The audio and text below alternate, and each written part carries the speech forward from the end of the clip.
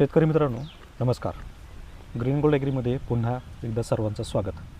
मित्रांनो, आज मी तुम्हाला जी माझी 13 वर्षाची मेहनत आहे, तर ह्या मेहनतीच्या जोरावर जे काही संशोधन आपण आजपर्यंत केलं, याच्यामध्ये जवळजवळ 55 वेगवेगळ्या प्रकारच्या पिकांवर संशोधन केलं, परंतु पूर्ण देखील केलं. फक्त असं नाही की फक्त वापरलं आणि सोडून दिलं. याच्यामध्ये उत्पादनही देखील चांगलं मिळालं, किडींवर बऱ्यापैकी कंट्रोल मिळाला, त्यासोबतच झाडाची परिस्थिती देखील चांगली राहिली. परंतु याच्यापेक्षा जास्त आणि महत्त्वाचा मुद्दा म्हणजे मातीची सुधारणा एवढी चांगली झाली की ऑर्गॅनिक कार्बनसुद्धा त्या जमिनीमध्ये वाढतो आहे. आता किती वाढतो आहे, कसा वाढतो आहे हे आपण पुढे पाहणार आहोत.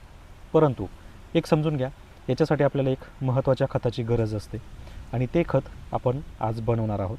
ती बनवायची कशी किंवा कशा पद्धतीनं बनवायचं आहे हे देखील तुम्हाला या व्हिडिओमध्ये सांगणार आहे. त्यामुळे व्हिडिओ शेवटपर्यंत नक्की पहा आणि ताकंडी हे खत कसं बनवतात याकडे लक्ष द्या.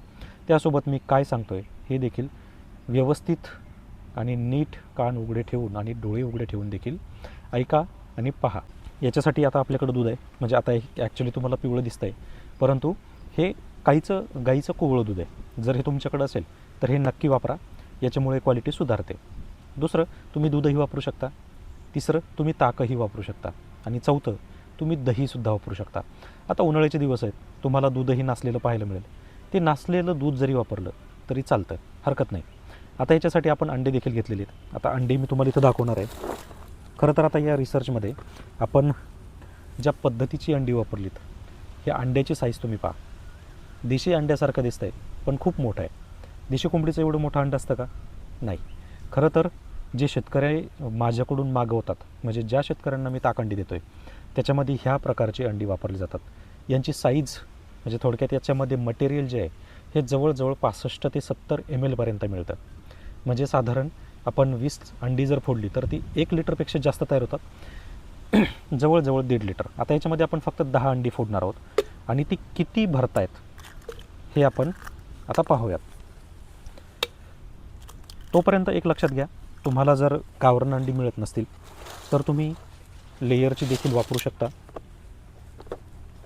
किंवा बॉयलर देखील वापरू शकता. काही अडचण नाही आहे, जी मिळत आहेत ती घ्या, पण शक्यतो प्राधान्य देशीमध्ये जास्त द्या. म्हणजे देशी गाईचं जर दूध असेल, ताक असेल तर त्याला प्राधान्य द्या, किंवा मग ते नसेल तर शेवटी पर्याय नाही आहे, काहीतरी निवडावंच लागणार आहे. हायब्रिड घ्या. हायब्रिड नसेल, तुम्हाला सगळंच विकत आणायचं असेल तर घरगुती ताक त्याच्यामध्ये तुम्ही घेऊ शकता. आता आपण याच्यामध्ये जवळजवळ 7 अंडी फोडलेली आहेत आणि आणखी 3 अंडी आपल्याला फोडायची आहेत. ही झाली आपली टोटल 10 अंडी. आता हे पहा, हा 1 लिटरचा बॅरल आहे आणि हा जवळजवळ 750 ml इतका भरलेला आहे. ऐकू येत असेल तर व्यवस्थित आहे का? हा भरलेला आहे 750 ml आणि ही अंडी आपली 10 असतात 1 लिटरसाठी. यामुळे मिळते गुणवत्ता आणि त्या प्रोडक्टला रिझल्ट. आता याला आपल्याला काय करायचं आहे, तर ही जी अंडी आहेत तर ही आपल्याला व्यवस्थित हलवून घ्यायची आहेत. आता पहा, याच्यामध्ये भांडे कोणते आहेत? प्लास्टिक दोन्ही प्लास्टिकचं असणं गरजेचं आहे. ते का? तर याच्या जागी जर आपण लोखंड वापरलं तर त्याची रिॲक्शन होऊ शकते. म्हणून वापरताना शक्यतो प्लास्टिकच वापरा, म्हणजे रिॲक्शन होणार नाही आणि ते आपल्याला फेकून द्यायची वेळ आपल्यावर येणार नाही. आता हे पहा, तुम्ही जर व्यवस्थित माझ्या हाताकडे जर पाहिलं असेल तर त्याचं अतिशय चांगल्या प्रमाणामध्ये आपण त्याला एकजीव केलं आहे. कशाला? फक्त अंड्यांना.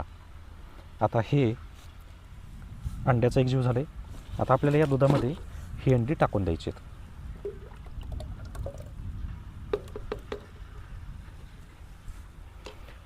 आता झालं आहे का? अजूनही नाही झालं आहे. आता याला आपल्याला व्यवस्थित हलवून घ्यायचं आहे पुन्हा.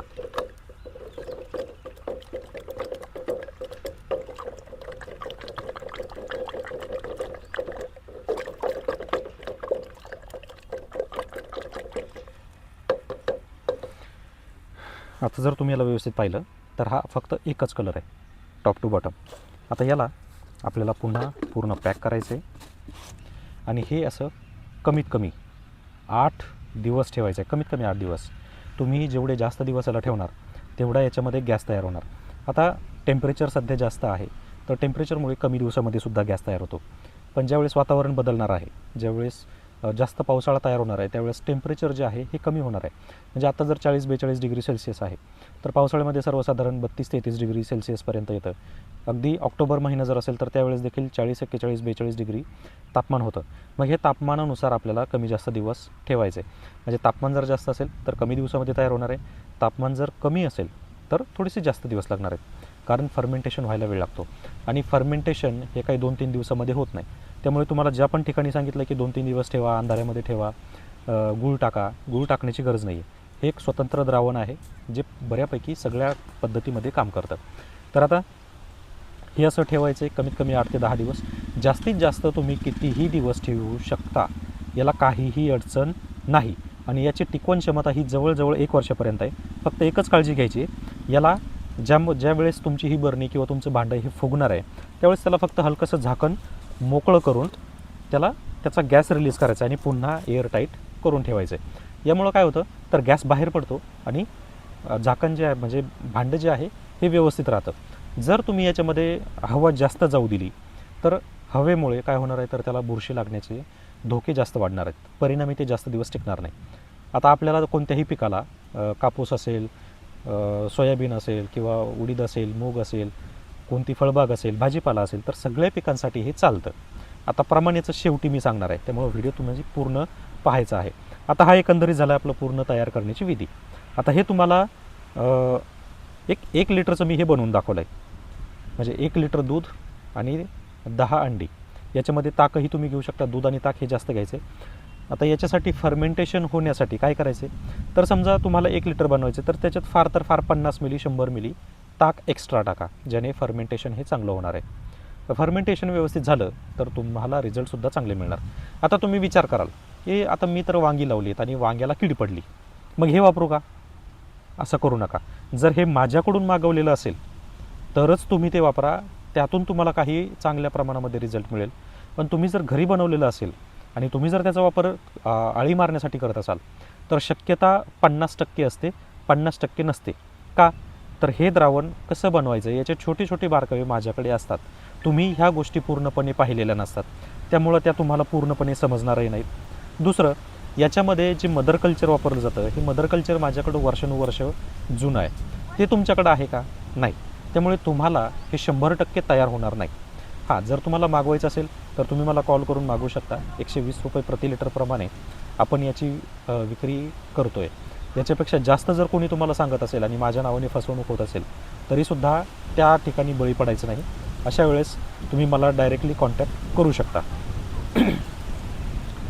तर आता हे वापरायचं कसं लक्षात ठेवा. कोणत्याही पिकाला कोणत्याही अवस्थेत आपण याचा वापर करू शकतो. किती? 10 ml प्रति लिटर पाण्यासाठी वापर करायचा आहे स्प्रेला. 10 लिटर ॲव्हरेज. चांगले मोठं पीक असेल तर 12 मिली प्रति लिटर पाण्यासाठी वापरायचं आहे. म्हणजेच 15 लिटरचा पंप असेल तर 200 ml, 20 लिटरचा पंप असेल तर 250 ml आणि पीक छोटं असेल तर 15 लिटरच्या पंपाला साधारण 170 ml आणि 20 लिटरचा जर पंप असेल तर 200 ml ह्या प्रमाणामध्ये आपल्याला त्याचा वापर करायचा आहे. आता ड्रीप इरिगेशनसाठी किती? तर ड्रीप इरिगेशनसाठी प्रति एकर 5 लिटर. जर झाडांची संख्या जास्त असेल म्हणजे भाजीपाला असेल किंवा हाय डेन्स फार्मिंग असेल तर हाय डेन्स फार्मिंगमध्ये याचा वापर जो आहे हा आपल्याला 7 लिटर प्रति एकर या प्रमाणात करायचा आहे. लक्षात ठेवा याचा खर्च किती आहे. सर्वसाधारण 10 लिटर जरी आपण आपला पूर्ण वापर धरला एका वेळेचा तरी साधारण 1200 रुपये खर्च येतो. म्हणजे फक्त एका फवारणीचा तुम्हाला 1 आठवडाभर खर्च येणार आहे. आणि इथं आठवड्याला आपण खर्च करतो किती? जवळजवळ 3 ते 4 हजार रुपये अगदी आरामात. त्यापेक्षा हे जर वापरलं तर तुमचा तो खर्चही कमी होणार आहे आणि तुम्हाला रिझल्टही खूप चांगला मिळणार आहे. शिवाय तुमची माती सुदृढ होणार आहे आणि माती अतिशय जबरदस्त अशी होणार आहे. आता त्या शेतकऱ्यांनी कमेंट करून सांगा ज्यांनी वापरलं आहे त्यांची मातीची प्रत सुधारली की नाही.